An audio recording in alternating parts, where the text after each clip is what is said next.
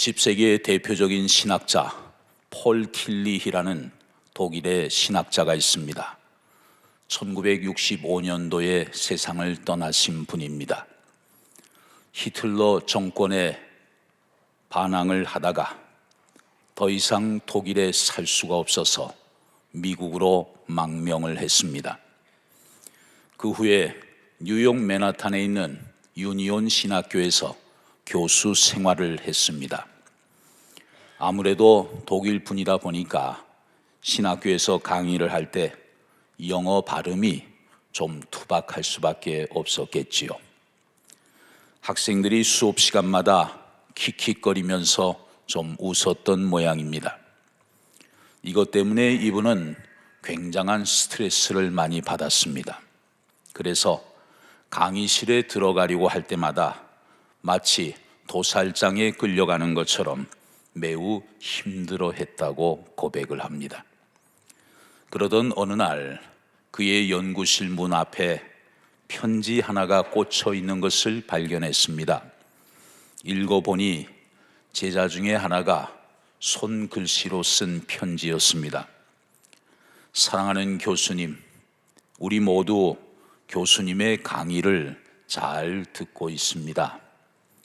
또한 교수님을 진심으로 사랑하고 존경합니다. 우리가 가끔 수업 시간에 웃어서 죄송합니다. 그것은 교수님의 발음이 좀 낯설어서 그런 것이지 다른 의미는 없습니다. 부디 힘을 내셔서 앞으로도 저희를 바른 방향으로 잘 인도해 주세요. 이 한 통의 편지에 세계적인 석학인 폴 틸리 교수는 자기 방에 들어가서 어린아이처럼 펑펑 울었다고 합니다. 그리고 그때 경험을 이렇게 적었습니다. 평범한 한 사람의 인정과 관심이 이렇게 놀라운 용기를 주는데 하물며 죄인된 우리에게 보여주신 예수 그리스도의 사랑과 관심은 말해 뭐하겠는가? 이 경험이 그 유명한 책의 저술 동기가 된 것이지요. 그 책 이름은 바로 존재의 용기입니다. The Courage to Be. 우리는 보통 용기 그러면 뭔가를 할 수 있는 힘, 그런 용기를 생각하곤 해요. 그런데 이분은 더 깊이 들어가서 어떤 상황에서도 흔들리지 않고 그 자리에 든든히 설 수 있는 용기, 이것을 주제로 책을 쓴 것입니다. 오늘 본문 말씀을 보면 어떤 상황 속에서도 흔들리지 않는 견고한 믿음 위에 든든히 서 있었던 참으로 훌륭한 신앙의 선진 한 사람을 만나게 됩니다. 바로 고난의 대명사로 잘 알려져 있는 욥이지요. 욥은 어떤 인물일까요? 자, 본문 1절을 보시죠. 우스 땅에 욥이라 불리는 사람이 있었는데 그 사람은 온전하고 정직하여 하나님을 경외하며 악에서 떠난 자더라 말씀했습니다. 욥이 이처럼 아름다운 신앙의 모습을 가질 수 있었던 그 원동력은 바로 세 번째에 있습니다. 욥이 하나님을 경외하는 사람이었기 때문이에요. 하나님 앞에서 언제나 두려운 마음으로 하나님을 의식하며 살아갔기 때문에 도덕적으로 온전할 수 있었고 언제나 정직할 수 있었고 악에서 떠날 수 있었다는 것입니다. 또 오늘 본문은 욥의 가족이 몇 명인지 그가 소유한 재산이 어느 정도인지를 우리에게 잘 소개해 주고 있습니다. 본문 2절 3절을 보시죠. 그에게 아들 7과 딸 3이 태어나니라. 그의 소유물은 양이 7,000마리요 낙타가 3,000마리요 소가 500결이요 암나귀가 500마리이며 종도 많이 있었으니 이 사람은 동방 사람 중에 가장 훌륭한 자라. 자, 욥의 가족을 볼 때 아들이 7이고 딸이 셋입니다. 모두 10명이에요. 10남매를 두었어요. 또 양이 7천, 낙타가 3천, 모두 1만 마리. 소가 500, 암나귀가 500, 모두 1천 마리. 열 1만 1천, 모두 완전을 뜻하는 숫자예요. 이것은 완전하신 하나님이 욥에게 완전한 복을 내려주셨다는 것을 의미하고 있어요. 모든 좋은 것은 위로부터 완전하신 하나님께로부터 내려오는 것이기 때문입니다. 오늘 본문은 욥에 대해서 총체적으로 이런 평가를 내리고 있습니다. 본문 3절 하반절에 보면 이 사람은 동방 사람 중에 가장 훌륭한 자라. 가장 훌륭한 사람은 누굴까요? 바로 욥과 같은 사람이라고 성경은 말씀합니다. 하나님을 경외함으로 온전하고 정직하고 악에서 떠난 사람, 그런 사람에게 완전하신 하나님께서 완전한 복을 내려주신다는 것을 우리는 오늘 본문을 통해서 잘 깨달을 수 있는 것입니다. 한 가지 더 살펴볼 것은 욥의 경건 생활입니다. 자, 본문 4절 5절을 보시죠. 그의 아들들이 자기 생일에 각각 자기의 집에서 잔치를 베풀고 그의 누이 3명도 청하여 함께 먹고 마시더라. 그들이 차례대로 잔치를 끝내면 욥이 그들을 불러다가 성결하게 하되 아침에 일어나서 그들의 명수대로 번제를 드렸으니 이는 욥이 말하기를 혹시 내 아들들이 죄를 범하여 마음으로 하나님을 욕되게 하였을까 함이라. 욥의 행위가 항상 이러하였더라. 경제적으로 부유했던 욥의 자녀들은 풍요로운 삶을 살았습니다. 자녀들이 생일 때가 되면 자기들 집에서 함께 모여 먹고 마시면서 마음껏 누리고 즐겼습니다. 그런데 그럴 때마다 아버지 욥의 마음은 항상 염려가 있었어요. 무슨 염려일까요? 혹시 자녀들이 하나님을 경홀히 여기고 죄를 범하지 않았을까? 여기에 아버지의 마음이 있었던 거예요. 그래서 잔치가 다 끝나게 되면 욥이 자녀들을 불렀습니다. 그리고 자녀들 하나하나를 위해 번제를 드리면서 자녀들을 깨끗하고 성결하게 하려고 애를 썼던 것입니다. 자녀들에 대한 아버지 욥의 최대의 관심은 성공이 아니었어요. 출세가 아니었어요. 바로 자녀들의 경건 생활이었습니다. 어떻게 하면 자녀들이 좀 더 경건할 수 있을까? 어떻게 하면 자녀들이 하나님을 경외하면서 좀 더 경건하고 거룩한 삶을 추구할 수 있을까? 욥의 마음, 관심은 바로 거기에 있었던 것입니다. 오늘 우리의 모습은 어떻습니까? 자녀들을 바라보는 부모된 우리의 마음은 어디에 가 있는 것입니까?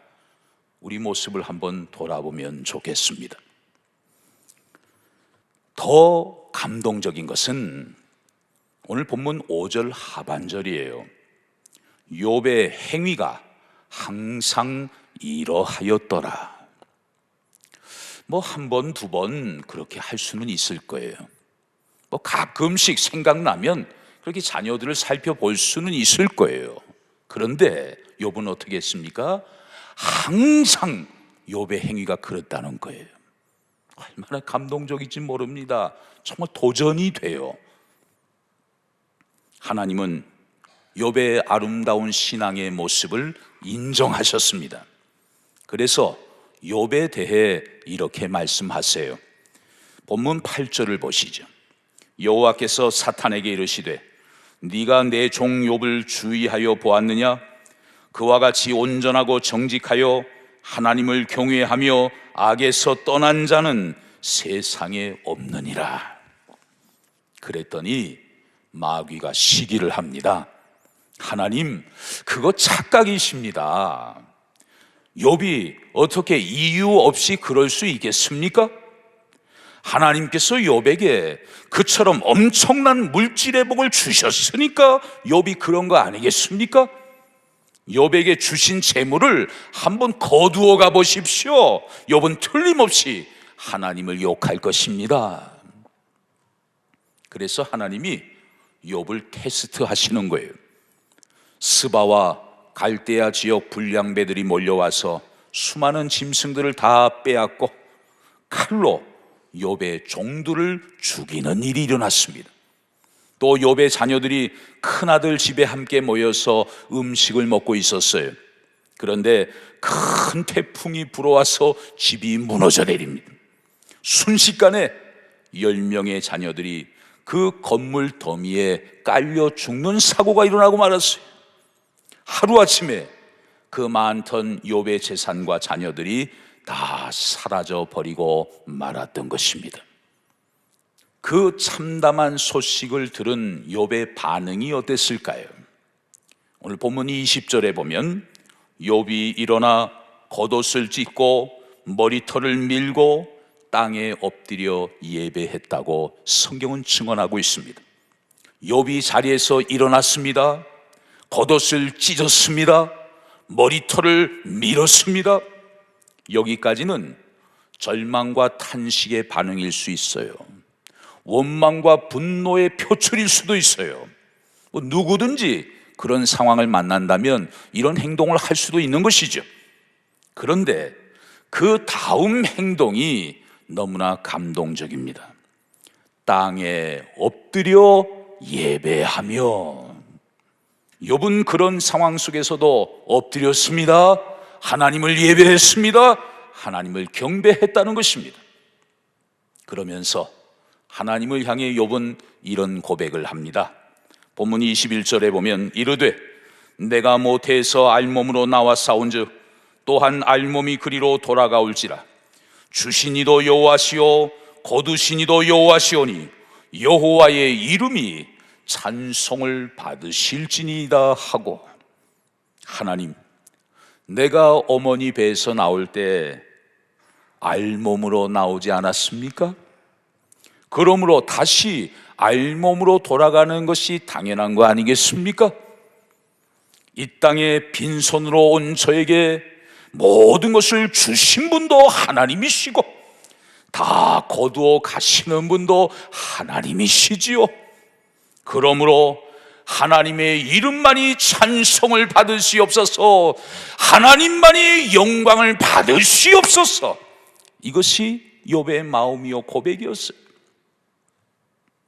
욥은 그런 처참한 상황 속에서도 범죄하지 않고 하나님을 결코 원망하지 않았습니다. 이런 욥의 흔들리지 않는 모습을 하나님이 보시면서 마음이 참 기쁘셨어요. 내가 욥을 쳐서 그의 모든 재물과 소유를 다 빼앗았지만 그는 여전히 자기의 온전함을 지켰느니라. 하나님이 인정을 하셨습니다. 도장을 꽝 찍어주셨어요. 합격. 이쯤 되니까 사탄이 잔뜩 화가 났습니다. 아이고 하나님, 욥이 아직 건강해서 저런 것입니다. 건강까지 한번 빼앗아 보세요. 틀림없이 욥은 하나님을 욕할 것입니다. 그래서 하나님이 어떻게 하시나요? 허락은 하시되 사탄에게 시험의 범위를 정해 주시죠. 욥의 몸에는 손을 대지만 욥의 생명은 절대로 해하지 못하도록 그 시험에 선을 그어 주시는 거예요. 그래서 욥은 머리끝부터 발끝까지 온 몸에 종기가 나게 됩니다. 그 피부병이 얼마나 심했던지 욥이 질그릇 조각을 가지고 온 몸을 긁을 정도예요. 얼마나 비참하고 참담한 상황입니까?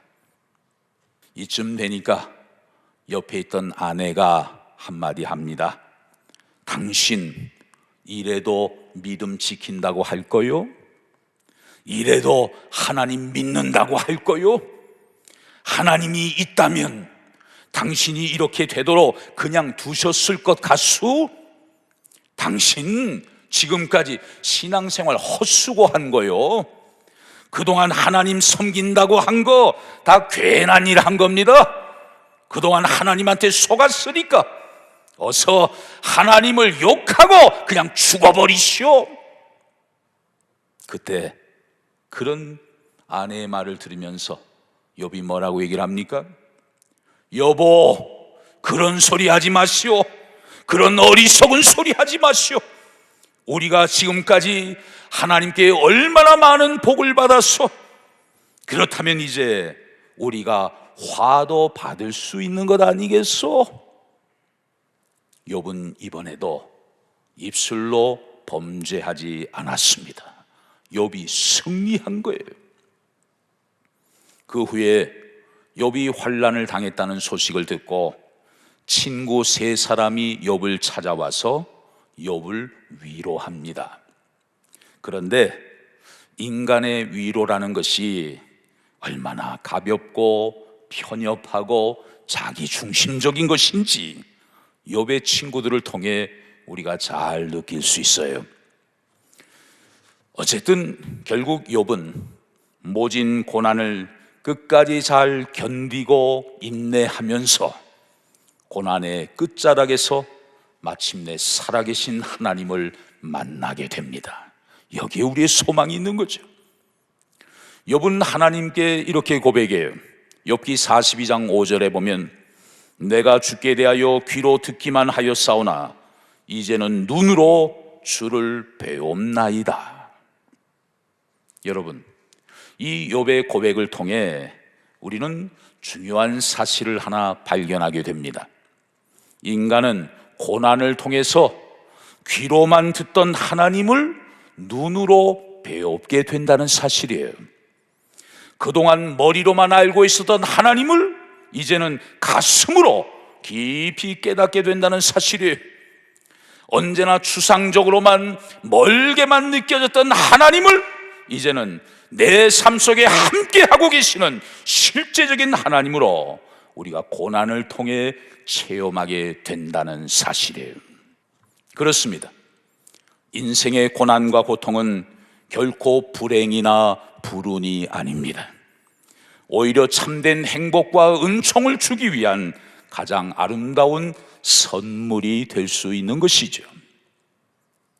욥기 마지막 장 42장 10절에 보면 고난을 이겨낸 욥의 기도하는 모습이 보입니다. 욥은 고난의 한복판에서 기도했습니다.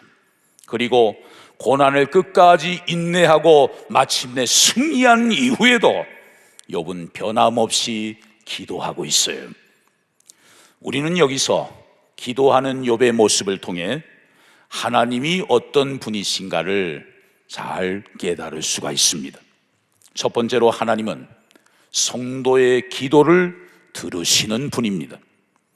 욥기 42장 10절 상반절에 보면 욥이 그의 친구들을 위하여 기도할 때 욥의 그 세 친구들, 욥이 어려울 때 찾아와 준 것은 참 고마운 일이에요. 그런데 저마다 자기 색안경을 끼고 욥을 정죄했습니다.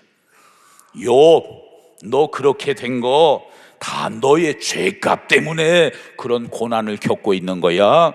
너 빨리 회개해야 돼. 하나님 앞에 회개해야만 너의 살 길이 열릴 수가 있어.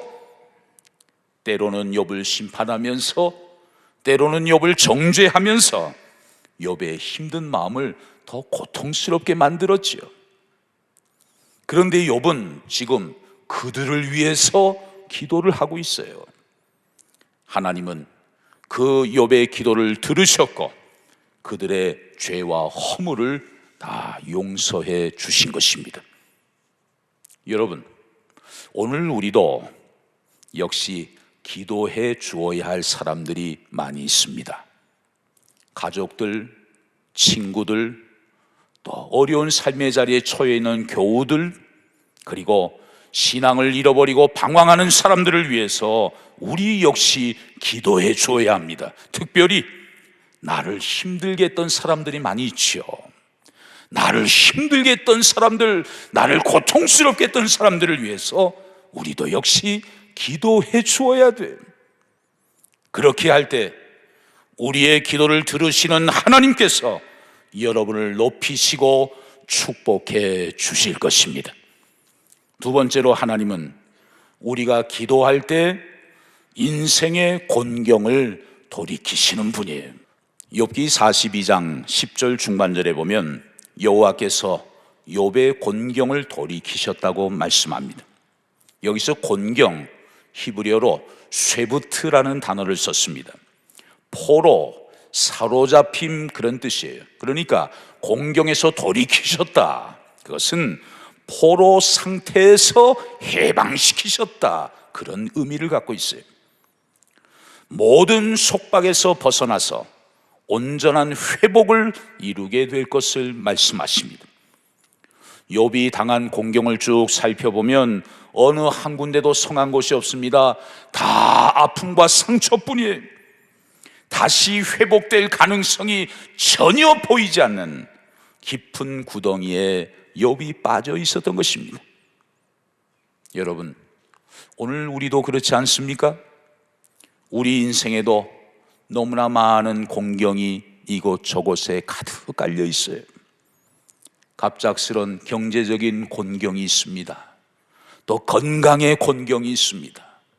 또 자녀들이 행복하게 잘 살아주면 좋겠는데 들려오는 소식들, 참 부모의 마음을 아프고 염려하게 하는 소식들이 많이 있어요. 또 우리가 인간관계 속에서 살아가다 보니까 아픔과 상처를 경험할 때가 얼마나 많이 있는지 몰라요.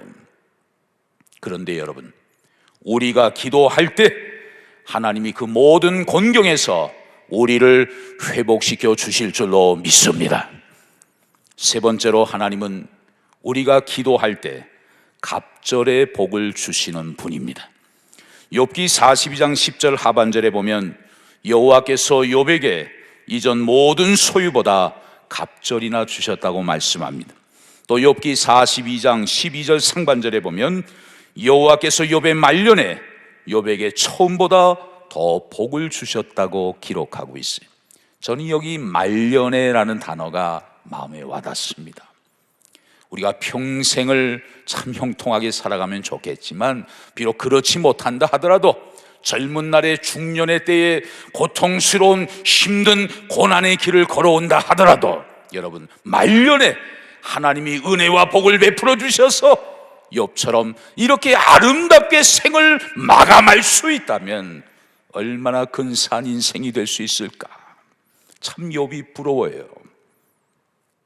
누구든지 하나님을 의지하면 모든 삶의 고난을 능히 이겨낼 수가 있습니다. 그 고난을 참고 인내하며 이겨내면 하나님의 갑절의 축복이 우리를 기다리고 있는 것이죠. 사랑하는 성도 여러분, 지금 우리는 사순절 절기를 지내고 있습니다. 우리를 위해 고난의 길을 걸어가신 주님을 깊이 묵상하는 참으로 소중한 시간들이에요. 우리 삶의 자리에도 욥처럼 고난의 시간들이 참 많이 있습니다.